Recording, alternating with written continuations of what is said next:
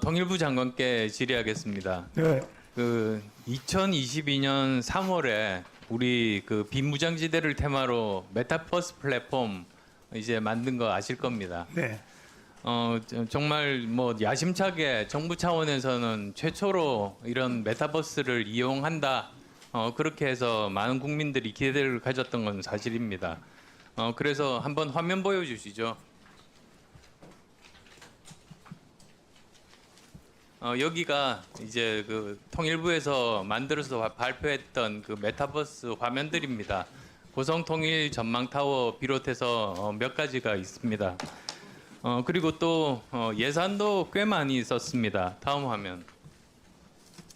2021년에 7억, 22년에 5억 6천, 23년에 9억 6천에서 22억을 썼는데도 불구하고 월별 사용자 수를 한번 보시면 1, 2, 3월 달에 하루 평균 20명, 그리고 조금 나아지는 듯 하다가 다시 지금 또 줄고 있습니다. 그래서 일평균으로 따진다면 50명 정도밖에는 접속을 하지 않았고, 그리고 또 1년 반 오픈됐는데도 지금 가입된 회원이 729명입니다. 왜 이런 일이 생겼다고 생각하십니까? 원래 이 메타버스 자체에 대해서 관심이 많이 일다가 최근에도 관심이 좀 줄어든 그런 이유도 있는 것 같고, 통일부 자체가 만든 이 메타버스 내용이 또 일반에게 좀 다가가는데 좀 어려움이 있었던 거 아닌가, 그런 생각을 합니다. 계속 보완해야 되겠다 이런 생각을 합니다. 예, 다음 화면 또 보여주시죠. 근데 문제는 이제 또 만들었습니다. 이 상황에서 그 전에 이렇게 뭐 8개월 동안 경험을 쌓은 것에도 불구하고 바로 어제입니다. 9월 26일 날 이산가족 고향 방문 관련 메타버스를 또 만들었습니다. 근데 저는 이걸 보자마자 든 생각이 주 사용자가 항상 중요하거든요. 모든 IT에서는. 근데 이산가족분들이 주로 방문하실 텐데 그 연령대가 80세 이상이 거의 3분의 2입니다. 그러면 메타버스 접속 자체가 사실은 굉장히 어려운 분들을 대상으로 이걸 만드신 거거든요. 그래서 이게 과연 제대로 활용할 수 있을까? 저는 실패 확률이 굉장히 높다고 봅니다. 이런 문제들 혹시 통일부 차원에서 어떤 식으로 하겠다는 계획이 있으신지요? 방금 말씀하신 그런 점들을 전부 다 고려를 해서 나이가 드신 분들도 접속을 하고, 또 이산가족 문제는 또 젊은 층도 또 관심을 갖는 게 필요하기 때문에 말씀하신 걸 참고해서 계속해서 보완해 나가도록 그렇게 하겠습니다. 예, 저는 제일 안 해야 될 일이 활용을 하기 위해서 열심히 홍보비를 쓰면서 오히려 밑빠진 독에 물 붓기를 할 그런 가능성도 있다고 그렇게 봅니다. 그래서 지금 정도에서는 한번 리뷰를 해보시고 과감하게 중단하시거나 아니면 또 적극적으로 홍보를 통해서 활성화를 할 수 있는 그런 대책들 세우는 그 두 가지 중에 선택을 하셔야 될 그런 시점이다. 그렇게 생각하는데 동의하시는지요? 네, 동의하고 검토해 보도록 그렇게 하겠습니다. 예. 다음으로 하나원에 대해서 또 질의를 할 생각입니다. 저 통일부 국감 첫날에도 제가 지적을 한 사항 중에서 사실 속하는 겁니다. 아시겠습니다만 하나원이라는 게 북한 이탈 주민들이 이제 한국에 오셔가지고 사회에 편입되기 전까지 사회 적응 교육을 받는 곳 아니겠습니까? 네, 그렇습니다. 그런데 화면 보여주시죠.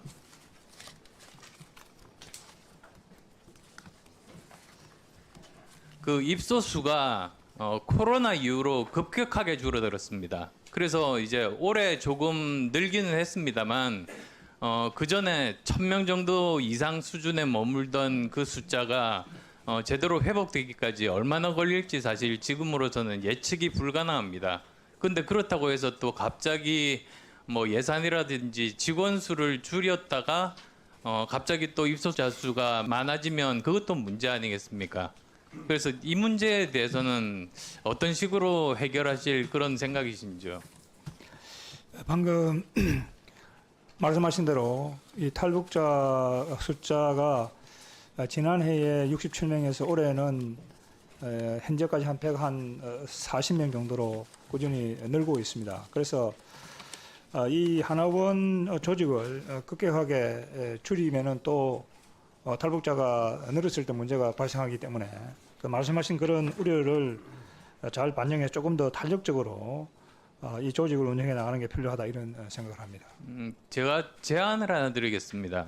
사실 이 탈북자 분들에 대해서 그 직업 교육원을 만들었지 않습니까? 네, 있습니다. 지금 경기도 안성에 있는 제1하나원에 그걸 만들었는데 그 저는 설계는 잘했다고 봅니다. 크게 두 가지로 나눠 가지고 금방 이렇게 북한 이탈하신 그 주민 대상으로는 기초 직업 훈련을 하고 그리고 또 그 이외에 이미 저 하나원에서 퇴소한 분들까지도 포함한 전 북한 이탈 주민 그러니까 지금 현재 2022년 기준으로 33,882분이 이렇게 지금 기록이 되어 있습니다만 거기에 대해서는 심화 직업 훈련을 한다.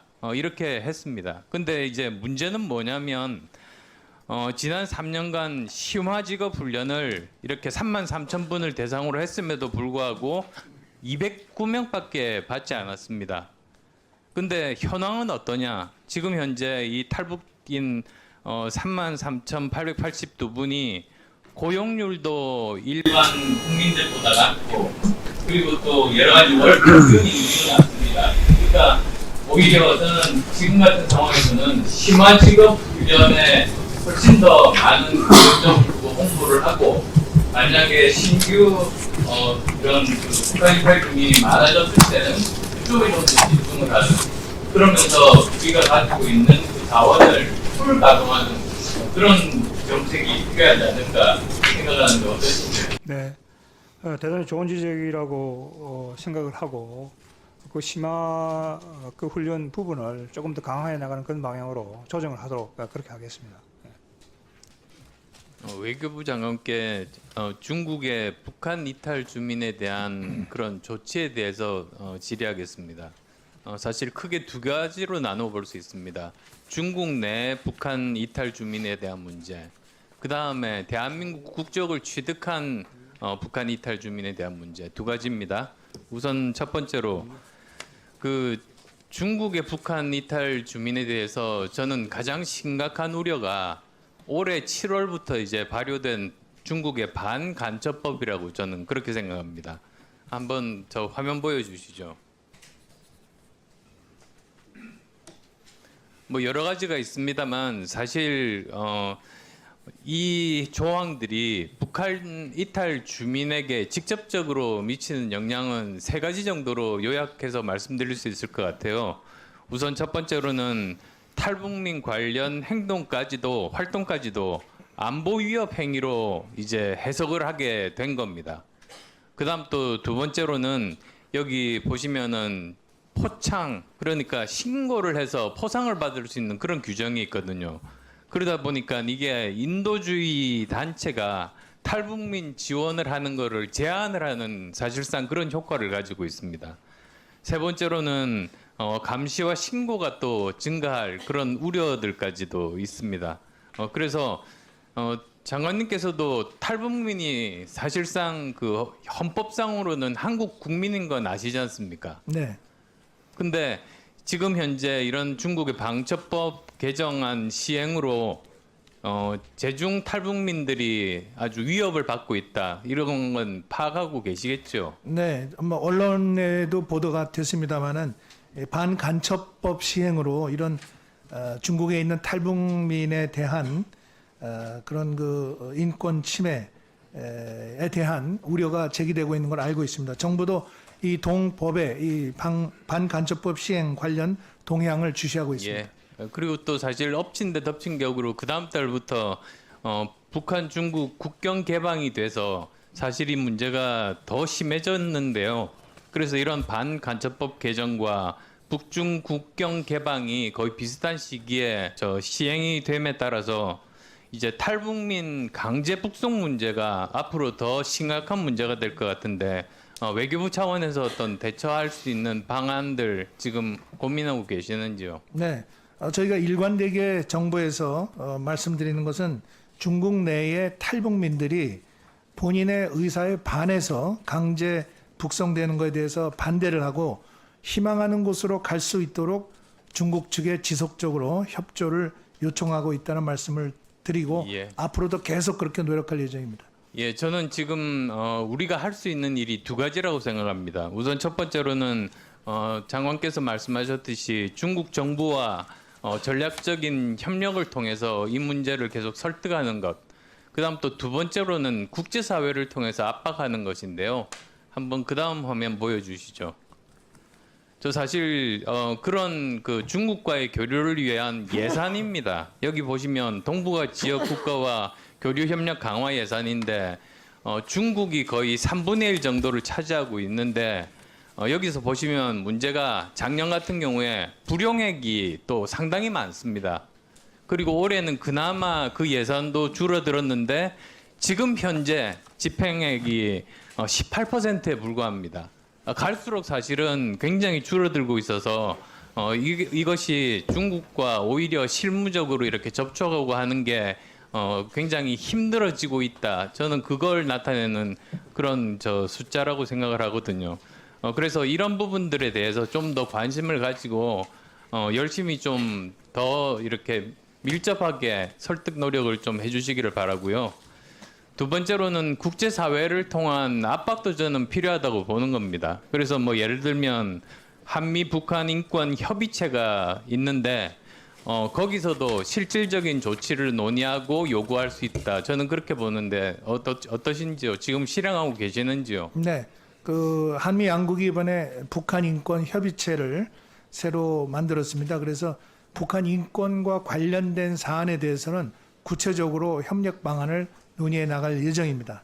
예. 이 회의체에서 탈북민 문제 협의도 가능하다고 생각합니다. 예, 그리고 또 뭐 다른 건으로 지금 현재 중국에서 비자를 신청을 받을 때 엉뚱한 것들이 지금 들어가 있습니다. 최근에 이렇게 포함이 되어 있는데 그게 사실 지금 보면은 여기에 두 가지입니다. 그러니까 출생지, 그 다음에 출신 고등학교를 쓰게 돼 있어서 탈북자를 색출할 수 있습니다. 그리고 탈북자 출신인 경우에는 비자를 발급을 하지를 않습니다. 그래서 이 문제에 대한 그런 외교부에서의 대책도 저는 필요하다고 봅니다. 지금 어떤 조치가 시행되고 있으신지, 뭐 지금 시행 안 되고 계신다면 이런 문제는 반드시 해결해야 된다고 말씀드리고 싶습니다. 탈북민의 중국 비자 발급 문제 이것은 뭐 한국과 중국과 북한의 관계가 얽혀 있는 민감한 현안입니다. 그래서 여기에 대해서는 앞으로 다양한 차원에서 소통과 교류를 해 나갈 것입니다. 기본적으로 비자 발급은 해당 국가의 관할 사항입니다. 그래서 이 관련 동향을 저희가 주시하면서 중국과도 필요한 소통을 계속 해 나가겠습니다. 외교부 장관께 질의하겠습니다. 미국이 두 개의 본격적인 전쟁을 동시에 치르기는 어렵다는 건 다 알려진 사실인데 지금 보면 이스라엘과 하마스 전쟁 때문에 하는 수 없이 우크라이나 전쟁과 함께 지금 두 개의 전쟁을 치르게 됐습니다.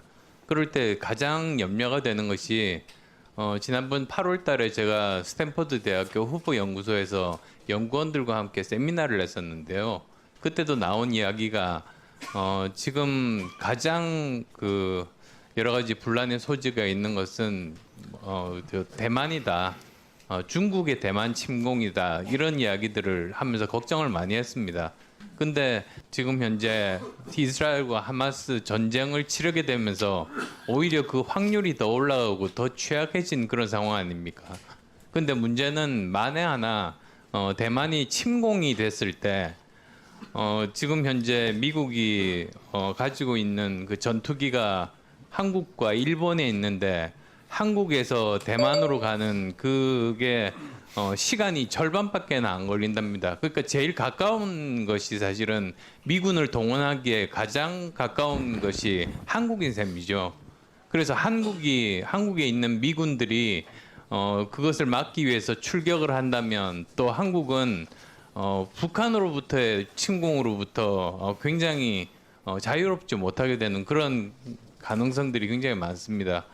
그래서 지금 현재 장관께서는 그런 문제에 대해서 어떻게 대처할 것인지, 그리고 또 미군에 대해서는 주한미군은 반드시 최우선 임무가 대북 억지다.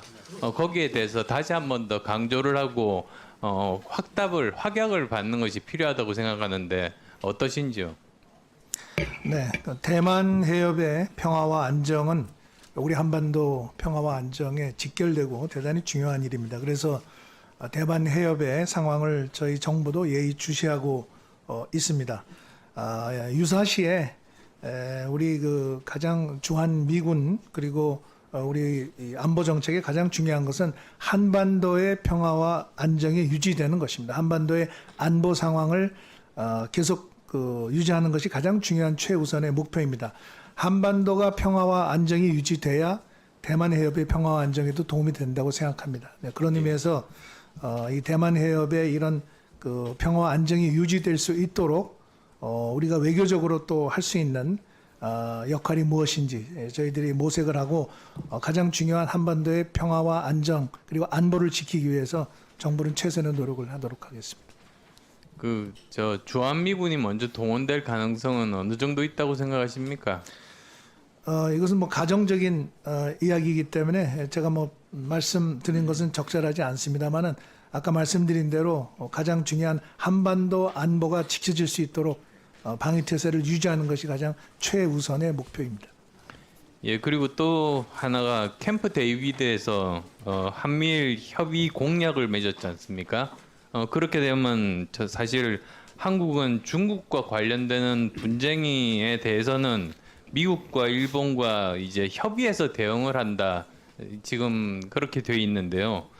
사실 북핵 위협에 노출되어 있는 우리 대한민국 입장에서는 또 다른 분쟁에 이렇게 연루될 가능성이 커지는 게 우리한테는 큰 부담이지 않습니까?